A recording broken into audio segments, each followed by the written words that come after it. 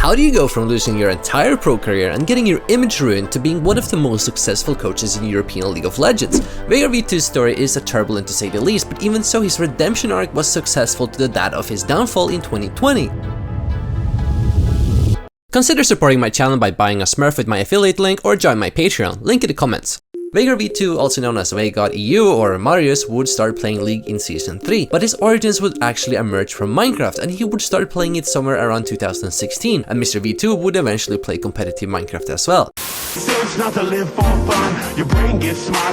It can be noted that he started playing competitive Minecraft before even 2015, when MCPvP was around, all the way back to 2013. After all, MCPvP used to be one of the biggest servers in all of Minecraft, where the origins of Dream, Leaf is Here, and among other popular content creators today can be traced back to. VeigarV2 would play hardcore factions HCF or ultra hardcore factions UHC. The game mode hardcore factions would be played in teams of usually between 5 to 10 people who will compete to be the top faction on the server. It will start as a survival world where teams will go to build bases and get ready to fight other factions. Maps will be about 7 days before the world resets and you start all over again. And well, UHC would just be even harder, such as natural HP regeneration wouldn't be available. VeigarV2 would play regularly in the Jartex Minecraft server after the downfall of MCPvP server, and here he would go under the nickname Norskate, which is a combination of Norwegian, and moreover you could extend the name where it would read Norsk, which literally means Norwegian in Norwegian. And otherwise you've got a combination of the word skate, which comes from his love of skating, where he has skated for over a decade in his free time. Norskate would be under the name Norskate Tracks You on the Jartex forums, which is a funny little foreshadowing, but otherwise VeigarV2 would just be known as Norskate. In addition to skating, he would also enjoy doing beatbox on his free time. On his YouTube channel NorMCPvP or Norskate, you can find videos on Minecraft cannons, which is a somewhat complex structure you can create, which amounts to a TNT cannon, which in turn you can use to raid enemy bases, and to his credit, he would gain somewhat of a reputation for showcasing good cannon tutorials at the time. Norskate or VeigarV2 would continue to focus on Minecraft up until 2018, where he started focusing more on League of Legends, rebranding his name to VeigarV2 after falling in love with the champion Veigar and OTPing him to Challenger 518 LP in that same year. V2 would subsequently leave the Minecraft scene and occasionally visit it in a more casual manner and hosting his own community server for his League Discord. He would start up his YouTube channel and occasionally upload Veigar related content only, but eventually would branch out to general educational tips. VeigarV2 would originally start playing in Season 3 of League of Legends, which was back in 2013. Starting off humble in Bronze, he would slowly climb the ranks while also focusing on Minecraft. In Season 4, he would reach Platinum, which is a significant climb from Bronze, and eventually in Season 5 to 6, he would be comfortable in High Diamond. In Season 7, he would reach Masters tier, which was considered high elo at the time, but in 2018 or in Season 8, he would reach Challenger for the first time, peaking 512 LP on the EUS server. This is also where sources kinda conflict. On his Ask Me Anything, he says it was Challenger in Season 7, but on his Twitch and his own website he says that he was Masters in Season 7. And again, in a Norwegian article he states he got Challenger on 3 accounts in Season 7, but in one of his guides he says his peak LP in Season 8 is 512 LP. But all of these inconsistencies wouldn't matter anyways. According to V2 himself, he would at that point be ranked number 1 on the champion Veigar in the world since Season 6, and in subsequent seasons he would easily reach Challenger, even going beyond 1000 LP. His expertise on Veigar would also help professional players such as Caps, Niski and Betsy. This was also back in Season 8, which is an interesting time because this is where VeigarV2 would popularize the Cartus Nunu funnel synergy, which was among the top 3 funnel synergy strategies at the time: Twitch Lulu, Tariq Yi, and of course Cartus Nunu. This would also be picked up in pro play due to how strong this funnel strategy was. VeigarV2 would also go on to invent the Cartus Cillian funnel with Ravage, which was a peculiar type of funnel synergy. Cillian would max his E for more movement speed while also holding onto his experience passive. Cartus in turn would clear camps with super speed while also catching mid waves in time, giving Cartus insanely good tempo and lead over the enemy jungle. In skirmishes and teamfights, Cartus would run towards the enemy team, die and revive with the Cillian ultimate, and thereafter die again with Cartus's passive. Cillian's XP boost would also make sure Cartus gets to level 11 and 16 faster, resulting in bigger damage on his ultimate. In mid-2019, VeigarV2 would also invent the Garen Yuumi synergy in bot lane. This was surprising to many as it lacked the traditional ADC, but Yuumi back then was a pretty OP pick, having about an 83.5% pick ban ratio in LEC. These two champions were also extremely durable with Garen's passive regen, his W tenacity and shield, the Guardian rune, and as well as Yumi's E heal and her passive shield. Yeah, Yumi worked different back then. Yumi would also have Arcane Comment and opt into Luden's Echo and other AP items to poke down opponents with her homing missiles. Then she would later slow them down for Garen to catch up and execute them with ultimate. This pick would also become pretty popular where it was picked in UKLC, and later in 2019 Fnatic would pick it up in LEC. VeigarV2 is also supposedly the inventor of the infamous banana combos that you can use on certain champions. Although how effective these combos are is a discussion for another time. In Season 9, VeigarV2 would peak at Challenger 1126 LP, being further respected as a player, but the respect wouldn't go as much when it comes to his personality. VeigarV2 was pretty young during his L9 arc up until 2018 to 2019, and in turn would act extremely childish and toxic in solo queue. The most notable thing about him would be the racist insults, sending malicious links, and DDoSing his teammates or enemies. Such as in 2017, when he was 16 years old, he would play a game with the French YouTuber Melon. He would supposedly be autofill top and commit to his OTP, Veigar, playing in top lane. However, he didn't like playing versus Riven. Already when the game started, he would say that a remake is incoming, and that I don't want to play versus Riven top, sorry Nuno. Nuno's ping would spike and eventually he would disconnect as VeigarV2 was DDoSing him, and the Nuno would eventually confirm that he was in an internet cafe and saying that VeigarV2 would be responsible for DDoSing over 100 computers. According to Veigar himself, DDoSing and flaming wouldn't be a common thing, and in addition he would engage in elo boosting and also occasionally do some coaching. And while it might not be an excuse, the earlier seasons of League were rampant with a more intense toxic culture than today. Instead of just people behaving disgustingly, flaming you, intentionally feeding, ego checking, and so on,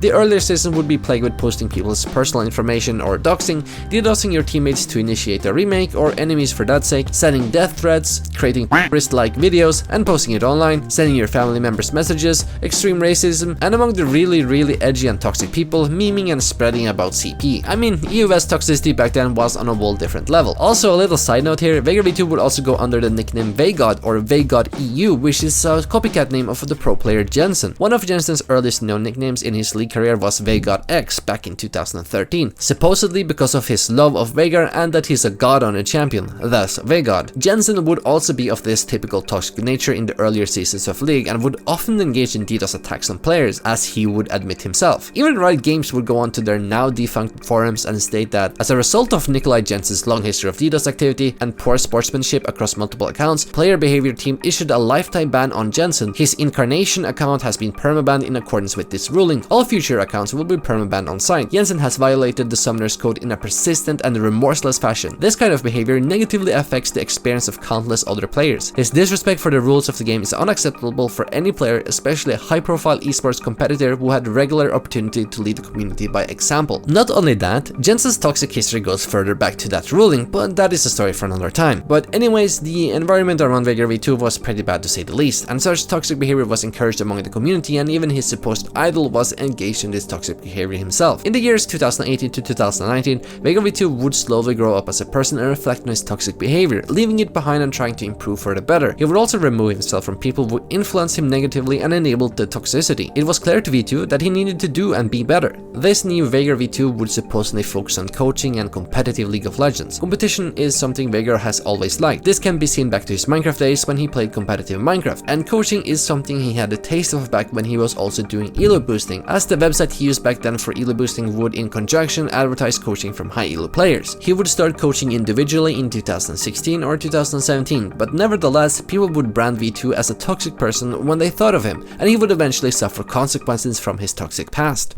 As VeigarV2 would slowly grow his social channels and his brand under the banner of VeigarV2 in 2018, people would start to be surprised by his career achievements. VeigarV2 would stream consistently, hosting viewer in-house games and even 1v1 tournaments. His coaching sessions would also be extremely cheap, hosting even discounts at times. For example, his coaching sessions were as low as 20 euros per session and down to 18 euros with discounts. Nowadays, those sessions are valued at 135 euros and discounts are seldom available. Towards 2019, he would start hosting more watch parties of the League of Legends European Championship. This is also the year where he would start his competitive league career. Having reached Challenger previously, he would start off as a coach in Fact Revolution, a Norwegian team playing in the Norwegian Esports League, which was a part of the old Riot Esports ecosystem back then. He wouldn't be there for long though, and quickly moved over to the team Movistar Riders, being there for half a year. In late 2019, he would join Dusty, but at the same time he would apparently also work with Movistar Riders and with Riddle Esports until late 2019. In December of 2019, he would start up his famous Patreon aimed at those who couldn't purchase a full session or for general support, and his trend of being high elo would continue on and on, even at one point being ranked 50, 1200 LP while coaching full-time LCS in 2023. But it wasn't before in January of 2020 he managed to breach the gates into LEC and get a spot working for Fnatic as a strategic coach. A strategic coach is usually just acting as a second coach, and they would have to have the deepest game knowledge for the team, like lane matchups, macro and team compositions, and they would also assist the head coach by taking decisions and helping players improve by targeted feedback. Veigar himself stated that esport titles work weirdly, and rightly so. The weird thing about this career is titles. Titles are really weird. Like every coach, like head coach, will be called head coach, but a lot of them do different things. Some are really good at drafting and the game, others don't even know that much about the game, and it's more about team atmosphere and stuff. So I always tell teams that just give me whatever title you think is fitting and I will just do my job, like drafting, draft preparation, individually coaching the players, giving feedback on macro and team play, coming up with new strategies. And the only question that remains, would Veigar do his job well? To Fnatic fans, the answer would be yes. He's knocking him down. He's now flashing back instantly, but it's a beautiful from Nemesis. Oh, he turns. It's so clean. It's everything that you wanted in self-made and Nemesis versus the world. They're obliterating everyone. What Clade wants to see. Nemesis gets stunned up and he calls down the ultimate. Solar Flare is available. That's a two-man knock. The Whipper comes in. Larsen's in trouble. He gets pulled back from the stretching strike. That's a stun to Reckless, but he's able to cleanse out to safety. Whipper takes out Larsen, and Rogue cannot use their initiation. During his time, it's rumored that he was responsible for the spring 2020 Gigabrain drafts. About halfway into the spring season of 2020, Fnatic would have about 30 unique picks for the split. With V2 as strategic coach, Fnatic would pick incredibly uncommon draft that usually ended in draft gap. For example, in week 4, day 1 versus Vitaly, they would pick Singed. Week 5, day 1, they would have a strong Pantheon Talia burst combo with Ornn put on mid lane. The same day, Brett versus Rogue, they would have a very tanky draft with Sack top and Ornn mid. They would also commonly pick Veigar, which was a strong but uncommon pick in LEC at the time, and it was especially strong with Nemesis, their mid laner, being comfortable on the champion, and with Mr. V2 helping him as well. Fnatic would also utilize Selfmade's Evelynn, which was uncommon as well. Versus SK, they would go Lulu mid and Sack support. Week 9, day 2, they would have Jarvan 4 top, Negan Grace mid lane, and Shen teleport support. The Grace would even go Leandre to meme about Ellis's advocation of the item and his hatred towards the item Morella Nomicon, which was actually built by the opposing team. And in an ironic turn of events, the opposing team with Morella would win. In the playoffs, they would also go Kassadin mid and the niche Malphite tank with Presti attack. The drafts were entertaining to watch, and together with the high level of gameplay by the Fnatic roster, the matches were even more entertaining. Fnatic with V2 in the roster would go on to finish second place in the spring standings, only losing 0-3 to G2 in the playoffs. But with the season ending, a looming disaster for VeigarV2 would happen at the end of April 2020. With VeigarV2's rise from his toxic past, many people from those communities and people who have interacted with him in the past would be surprised to see Mr. V2 being a coach for Fnatic. For some it was outright jealousy, while others would question as to why toxic people are still relevant or have a platform. Everything originated with Cornstar Cillian, or P-Star for short. P-Star would tweet on the 29th of April, "I miss the old VeigarV2, the DDoSer," and proceeded to post 2 screenshots from a video by the French League YouTuber Melon titled "A hacker in my game DDoS my jungler without reason." This drama was touched upon earlier, but to recap, Veigar basically DDoSed Ang and his internet cafe. In addition, Twitter user Savile would also post screenshots of VeigarV2 posting a fake YouTube link that would allegedly result in him DDoSing his fellow teammates. Paystar would also tag Fnatic trying to cancel V2's career. Now this moral high ground is pretty ironic as this comes from Paystar. This guy is literally known for being the inventor of Disco Nuno, where you would go Clairvoyance and the Clarity Summoner spell and run it down mid lane, and people attribute him to making Riot Games remove the spells from Summoner's Rift. And let's not get started with his toxicity and intense hatred for Riot employees. He would also run people down intentionally, such as Groskar, but nevertheless, P-Star would spearhead the witch hunt on VeigarV2. V2 himself would also respond to these initial tweets by P-Star on stream. It's the old VeigarV2. Yeah. But that's nothing new. What? We literally watched that video on stream. That's nothing new. Note that this was in 2020, and the screenshots brought forward were during his villain arc back in 2017 when he was 16 to 17 years old. These tweets by P-Star will also garner a lot of attention by the League community, and in particular the attention of Destinier, which is a person who've had an ugly interaction with VeigarV2. According to Destinier, she would initially have a conversation with a friend on Twitter, and yes, this was on public tweets, not in DMs. This conversation was about P-Star's post about VeigarV2. She also admits that she can be very vocal sometimes and questioned why toxic people people have a platform. The friend and Destinier exchanged a few more tweets sharing their dislike towards V2, who she had blocked because of a past interaction. She shared the reason as to why she disliked VeigarV2, and that's where the screenshots of VeigarV2's interaction with her would go viral. He's such a waste of air, honestly. Game aside, he once made pedophilic remarks about my little sister who was like 7 years old at the time with his little circle jerk of L9 fanboys.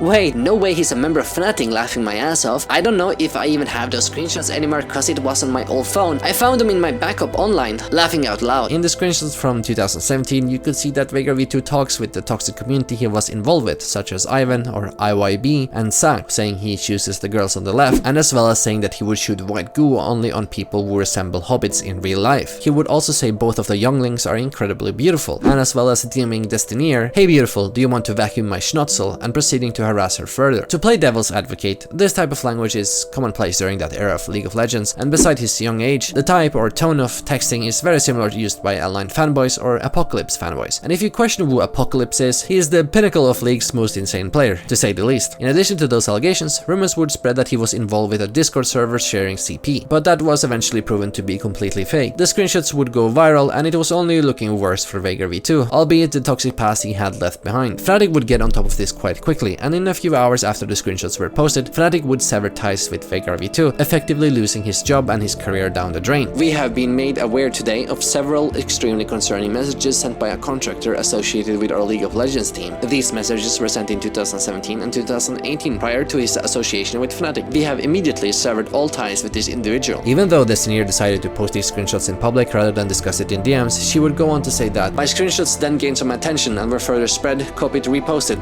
I had no control over this. Eventually Fnatic decided to cut their relations with VeigarV2. Again, this is also not something I had control over and absolutely not what I intended to happen. It's very important for me to say that I never intended to make a call-out post or to make a big deal out of them, despite being encouraged to do so. The screenshots were posted as a part of a reply to a friend, and I have since deleted them amongst many of my other tweets as the situation escalated further. It's also important for me to clarify that I did not know VeigarV2 had involvement with Fnatic. I've had the guy blocked for 2 years. I also take a little to no interest in esports, so I would not have known. I was not out to get him, and I did not want to intentionally risk his career. I didn't even know he had a career. Since then, I got an awful amount of hate from his fanbase and Fnatic's fanbase. Despite these things being said 2 years ago now, what he did was disgusting and nobody should support his actions in the past. I did think about what happened quite a lot, and although I initially did not give a shit that people flamed him, but since learning that he lost his position at Fnatic, I couldn't help but feel slightly bad at first. Progressively, it made me feel worse, considering it was something that happened 2 years ago and he may not be the same person now. Although I will not be able to ever forgive the disturbing comments about my little sister, I don't think that he deserves to lose what he has worked on and built up. Alpo, Ivan, and whoever else was in that community Discord definitely deserve the worst because they shared CP on a regular basis to that Discord. However, I do not want to accuse VeigarV2 of doing the same. I know it doesn't matter what I say now because what's done is done. We all make mistakes, but I understand how badly influenced you can be by your peers who encourage that type of toxic behavior in you. Although what was said is pretty messed up and should not be defended, 2 years is a long time to allow someone to change for the better. Thanks for reading. Now please leave me alone. Thank you. VeigarV2 would also respond further to recent accusations, stating that in 2017 to 2018, I was 16 to 17 years old and involved with a disgusting group of people. I said really disgusting things that I still cannot believe what I said. At the end of 2018, I started to grow up and realized how fucked everything I've done in the past was, and I wanted to leave it all behind me. I removed myself from the people that influenced me. I committed myself to trying to do something with my life, and from there on I have never ever said anything even remotely close to what I said in those pictures. I have never taken part in sharing or viewing those disgusting pictures, and that is just a rumor. I want to apologize to Destinier for what I said about her sister. I now look back on these actions with shame and disbelief. The reception to this apology would be quite encouraging. Longtime friends like Elite 500 and Jack Spectra noted his improvements in personality. The edgy kid with Asperger's trying to fit in the band crew with edgy jokes is far in the past. The current professional coach is not the same person as he was. Understandable from the organization not wanting to associate with that kind of activity, but unfair to the person. Good luck in the future. Everyone makes mistakes. If we carry those with us the rest of our lives, then we're all fucked. Good luck in the future. Everyone does random shit every then and now. People digging it just to ruin others people's lives are the worst, to be honest. VeigarV2 would put his last thoughts on the topic by saying, "Thank you for all the support, but I am not the victim in this. Please send your support to those that have been hurt by my words." P-Star would claim his victory by retweeting the Fnatic severance post. V2's career would be hurt by this, but only temporary. The drama seemingly wasn't that big and was just another case of dogpiling. Fnatic, however, would suffer from this. Their impressive 13-5 record wouldn't be nowhere near replicated in the summer season. It was in fact back quite tough as they finished with a score of 9-9. They would barely reach the winner's bracket for playoffs and miraculously managed to beat Rogue 3-0 and win 3-2 against G2 in the semifinals, followed by a 0-3 loss in the finals against G2. Sadly, Fnatic would also proceed to lose versus top esports in the first reverse sweep in world's history. The whole incident regarding VeigarV2, when you actually look into it, isn't much of a case other than a 17-year-old 2 to 3 years ago wrote some inappropriate jokes because he thought it was funny, basically being a shit kid. Fnatic had a ton of ways to deal with the situation. Here's a whole list of things that they could do rather than just outright sever their ties with him. It's not the first time that Fnatic has hurt their own team in favor of damage control. In fact, they have a track record of it. After their Worlds run in 2020, the same year where VeigarV2 got fired, Nemesis would also suffer from his time in Fnatic toward the end. He would be a scapegoat for both the fans and the organization alike. People would badmouth him online and demand that he should be removed from the roster altogether because he had a few bad games during the top esports versus Fnatic reverse sweep. Nemesis's mistreatment by Fnatic will be discussed in another video, but let's fast forward to 2023, where FNC Reptile also had a similar drama to what VeigarV2 had. Reptile logged onto an account he shares with his friend Scriptless, and upon doing so, the account's name was Austrian Painter 199, which is in reference to a meme regarding Tarsane's streams. Now, because of this prank, Hanavi, which is a person known to trying to cancel pro players for the tiny stuff, such as her trying to cancel Junkos for having an opinion on being in the friend zone, which also backfired onto Hanavi. So yeah, Hanavi would go on to post about Reptile, and it went viral, and in just a few hours, Reptile was let go. According to Reptile, They didn't talk to me at all. Then they showed the statement at 8 PM without a warning. Here's the conversation with my agent and management. That's the reason it took me 5 hours to respond. and the best part of it all is that Dardo, the director for Fnatic League of Legends, said that while I understand what Reptile has communicated to us, giving his side of the story about what has happened, reality is that it's his responsibility to make sure he's not involved in something like this. He should not be sharing accounts, so even if he would be right and he was not the person changing the nickname, something we can't check, the responsibility aspect remains. Fnatic essentially told Reptile, sorry bro, while citing sharing accounts as a violation, which 100% deserves a kick from the team, or something like that, right? In addition to that, they also said that they can't check if his friends was changing the name or not, but this is entirely false because 1, Fnatic has right contacts that they can utilize, and 2, Reptile can just request access to his account data and find out himself. But no, Fnatic decided to cut ties. VeigarV2 would go on with his life, posting content, focusing on his individual coaching and Patreon. 2 months after the drama, he would go on to rejoin Dusty to assist with coaching there. In August of 2020, he would join Domino Esports while also helping out with Divine Vendetta in the MENA region. His image would slowly but surely improve. He would prove that his personality is way better than it was before. V2 would continue to post content on Twitter showcasing his goofy personality, and you could also visit his stream to make an opinion of him. His YouTube came with many good coaching VODs, and at other times would provide very interesting concepts in League. His Patreon would grow from 250 patrons in 2020 to 1,100 in 2023. He would also become very respected in the esports community, where many looked up to his opinions and coaching. He would also eventually invent new technologies, such as a peculiar tactic where Lucian would go support item and Nami would farm minions in order for Nami to get her items faster. But over the years, VeigarV2 has undergone a remarkable transformation, turning his life around from a troubled past marred by misconduct when he was just 17 years old. Today, he stands as a testament to the power of personal growth and redemption. VeigarV2's journey towards redemption has been marked by several significant changes. He has actively immersed himself in the competitive gaming community, engaging with fellow esport players, befriending the likes of Jack Spectra, and as well as other community members in a friendly and positive manner. Gone are the days of his toxic behavior and his cringe-worthy sexual jokes, which played a role in his past mistakes. His content is serious in nature, but at the same time he also puts a fun spin on things. A pivotal moment in his redemption journey is actually the public acknowledgement and apparent reconciliation with the person who made the allegations against him, with the two appearing as friends in the public eye. This shift is reflective of the progress that he's made in mending relationships and gaining the trust and support of those around him. Today, VeigarV2 is widely embraced by the League community, with his unique and humorous approach to content endearing him to fans who appreciate the positive change he represents. And not only that, he's also considered as one of the best, if not the best, coaches Europe has to offer.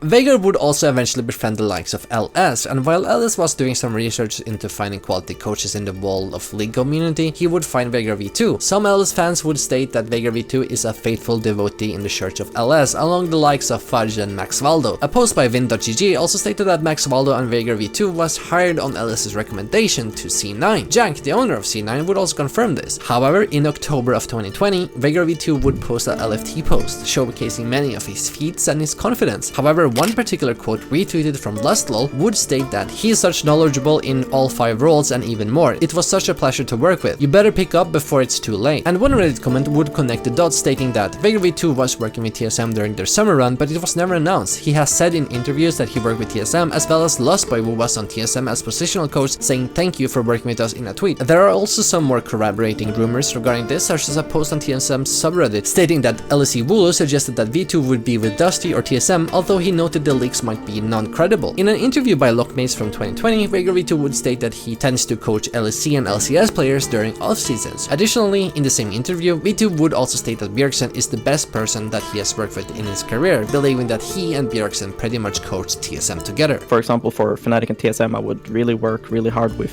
Bjergsen and Nemesis. I think Bjergsen is the best guy I've ever worked with, I think, in my career. When I joined, I, of course, have heard that he's been a great teammate, and it's for sure true. When he retired and became a head coach, I wasn't surprised at all, honestly. He was pretty much coaching together with me. Really smart player, really great guy. C9's coaching staff would also be revealed in December of 2020, where C9 announced Mythy joining in as a strategic coach, and VeigarV2 and Max Waldo would join in on as well, occupying as positional and strategic coaches. In a Norwegian article by Gamer.no in December 2020, we would get more insights into V2's path to becoming a better version of himself, especially within the game. He would state that, "I am very content with the new job, and I think I can get perks to become a new monster." He would further go on to talk about how he achieved a job in the LCS by stating, "In Season 7, I started with coaching other people after being challenger in 3 roles. After having worked with players like Reckless and Nemesis, I got an offer from Fnatic to join their coaching staff. This summer, I worked with TSM and won LCS with them." His coaching philosophy would also be on display after saying that, "I have played a lot of solo queue, almost every day, and I still do it. I think it's important to play on high level to become a coach in the way that I am. I have been challenger in 3 years now while working as a coach. I do not give up, and I try always to be prepared. Your job as a coach is to learn things away, be a role model and lead by example. Think about everything you do. I see a lot of coaches which ask their players to do one or the other but doesn't explain why or how." In December of 2021, major news would strike the NA esports scene, where LS would actually join C9 as head coach. He would be responsible for building the roster. The Church of LS, as the term would be more popularized at the time, would work incredibly well, getting a solid roster with great drafting skills that LS had to offer. You would see incredibly uncommon picks such as Soraka mid, or the time when they picked Iron mid together with Sona, counterpicking the Yuumi from the enemy team. And surely the inventor of Garen Yuumi would have a hand in this. Tournament outplayed by Cloud9. They're on the board. Yeah, the Cloud9 bot lane finally get one back, and here comes the Glass Fudge is coming in. Berserker's gonna be taken low, but he will get away. Look at the shielding on the man. God bless, that is a lot of extra HP. Ablaze Olive's now stuck in the bottom side of the river. He's gonna be taken down. Blabber is 1v3 in the 3. Better run. Blabber's doing a lot of damage to everybody else while Cloud9's able to win their 3v1 instead. Double kill back over to Blabber. Ole, you are not long for this world. Splat that cat. Triple kill. But LS's time in C9 would be short-lived. With a convincing 3-1 start in the first 2 weeks, just before C9 took the stage for the first game, the organization announced on Twitter that LS had been released from the roster and Max Waldo would be promoted to head coach. Reaction to this news would be tough on the C9 crew, as Blabber would say disaster, Fudge would state happens, Sven what a fucked up day, and VeigarV2 would echo all of that by stating shit situation, all I can say. Without going into much depth regarding it, Monte Cristo on the Summoning Inside podcast would tell the tale of how C9 was already having a pre-built infrastructure within the organization, but LS would not confirm to that and wanted to change most of it, but disagreements would of course occur and C9 would end up terminating his contract. No, but like I think,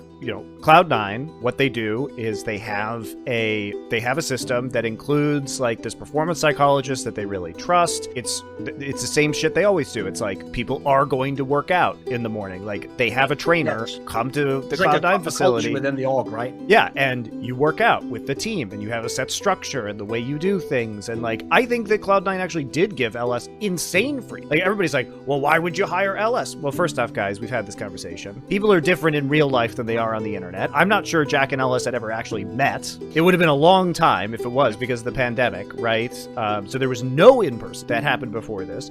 And Cloud9 is one of the teams that lives and practices in the same place, which amplifies any kind of inconsistencies, right? It has benefits as well. You have, you know, a lot of camaraderie when you're around each other all the time. But if things start to go wrong, they can snowball really, really fast in that environment because you're living and working in the exact same place. They kind of run the OG team house system. These are the things, I still don't have a full picture of what happened. I do have some idea at this point. And what I will say about it is it seemed like Cloud9 really likes to have a structure.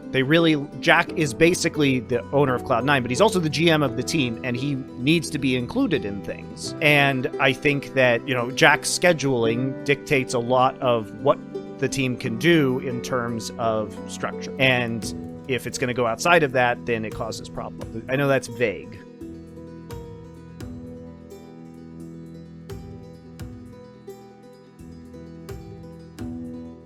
Max Waldo, who was promoted to head coach, would also eventually downgrade to being a positional coach after 9 months of tenure as head coach, and 1 month after that, he would go on to leave C9 altogether. A Reddit comment would say that TLDR from interview in LS's stream is that he thinks he can just make more than 100k a year by being a content creator on his own. In addition, he doesn't think coaching LCS can be fulfilling because international success is really unlikely. He might have stayed if he was head coach. As of today, Max Waldo hasn't streamed in 4 months, and his last YouTube video was posted 6 months ago. And a clip from LS said that he has totally quit League and will never return because he's doing something that earns more money than he would in League that isn't exactly public facing. But according to Max Waldo's partner, he's creating YouTube content behind the scenes for other content creators, basically acting as a YouTube producer of sorts. According to LS, he earns more money than he does on League. Whether that means coaching for a tier 1 organization or private coaching is up to speculation. Still guess his coaching prices were $400 at some point. The TLDR on Max, I've talked about it on stream, right? And Max even talked about it too. Max is just in a different field now, and he's making more money, but he was also able to make more money by just not re-signing onto C9, which is why he chose to leave C9. Well, that amongst many, many other things. Dude, funny enough, we were actually having a conversation today, some of us, about just C9 in general, and oh man. There's gonna be someday there's gonna be a real fun round table discussion with everyone just fucking shooting the shit about the old days. It's gonna turn into a Saint Vicious stream. TLDR is Max left League of Legends entirely. He is just gone from League. And Max is self-studying like a lot of other different types of things, and he's now heavily involved in basically figuring out ways to develop and build up lots of different sources of revenue, as well as help run a business. And he does help out with the friends and business and stuff like that. That is one of his sources of revenue and stuff that he is doing. But Max is doing a lot of other stuff on the side. However, VeigarV2 would be a witness to all of this drama, but still he was surviving the test of time, staying at C9 for almost 3 years and counting. It's unclear exactly what impact V2 has had within C9, but his primary job has been participating at draft discussions, one-on-one talks with players, and VOD reviews. Nevertheless, his tenure in C9 has been followed with many top placements in 2021. In the 2021 season, C9 would end 13-15 with the first seed for playoffs, and taking their second LCS Spring title in a row. Their summer split would end at 15-12 record, while giving them 4th seed for playoffs. The 2022 season would be followed by a 13-15, albeit the LS incident, and the summer split would follow with a 10-8 record, but they would win the playoffs altogether. In 2023, they would have the 1st seed in spring season with a 14-4 record, winning the playoffs as well. They would also be the 1st seed in the summer season, but getting upset by the rookie team NRG in the playoffs for 1st place. While it's clear that VeigarV2 is one of the best coaches Europe has to offer, if not the best, he has also managed to redeem himself from his past toxic remarks. VeigarV2's transformation from a toxic past to a successful coach in League of Legends is a tale of redemption and growth. V2's story highlights the need for a nuanced approach to personal growth and second chances in the competitive gaming world, and as well as the evolving nature of the industry standards and expectations. After all, things change, and so do people.